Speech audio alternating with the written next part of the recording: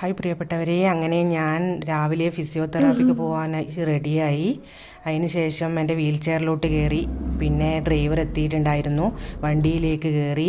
അങ്ങനെ ഞങ്ങൾ റോഡിലേക്ക് ഇറങ്ങി. ഫിസിയോതെറാപ്പിക്ക് പോകാൻ വേണ്ടിയിട്ടാണ് വണ്ടിയിൽ പോകുന്നത്. അതിന് ശേഷം ഫിസിയോതെറാപ്പി സെൻറ്ററിൽ ഞങ്ങൾ എത്തുകയും ചെയ്തു. ഞാൻ ഇന്ന് ബ്രേക്ക്ഫാസ്റ്റിന് കൊണ്ടുപോയത് അപ്പവും ഗ്രീൻ പീസ് കറിയും ആയിരുന്നു. അമ്മ നല്ല രസത്തിലുണ്ടാക്കിയിട്ടുണ്ടായിരുന്നു.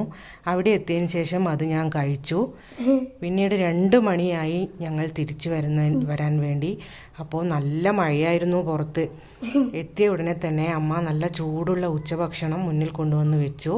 കറികളൊക്കെ നല്ല സൂപ്പറായിരുന്നു. മുട്ട പൊരിച്ചതും ഒക്കെ ഉണ്ടായിരുന്നു. അതൊക്കെ കൂട്ടി ഞാൻ ഒരു പിടിയങ്ങ് പിടിച്ചു.